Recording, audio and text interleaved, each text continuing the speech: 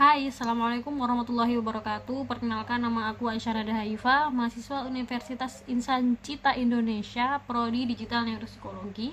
Video ini aku buat untuk mengerjakan UAS Sosial Psikologi, yaitu menerangkan tentang konsep diri dan apa pengaruh media sosial untuk diri.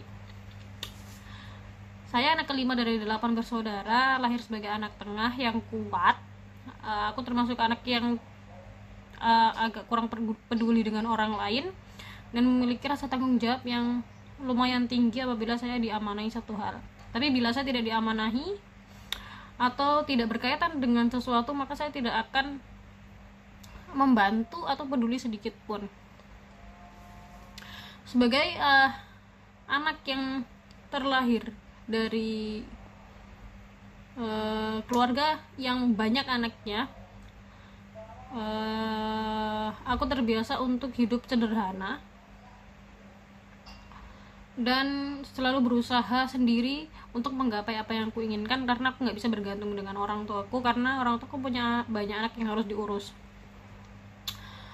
Kemudian aku termasuk anak yang cenderung lemah tapi sok kuat.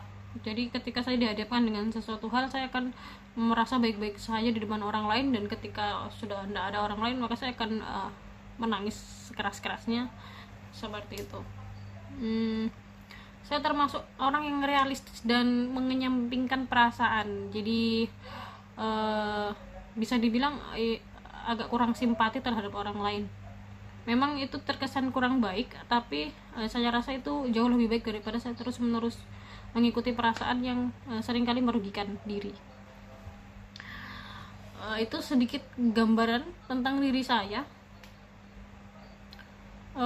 Saya punya bakat menggambar, dan bakat saya selain menggambar, memasak. Kemudian saya punya mimpi untuk menjadi seorang ibu rumah tangga yang hidup di pedesaan, yang tenang dan tidak dibebani dengan pekerjaan yang berat. Karena dari kecil sampai gede, dari kecil sampai umur 23 tahun ini saya terus bekerja keras dan kurang beristirahat atau kurang bisa mencintai diri sendiri, karena terus menerus memikirkan orang lain, keluarga saya sendiri sih. Pengaruh media sosial terhadap saya, karena saya tuh besar di pesantren, jadi tidak banyak bermain media sosial.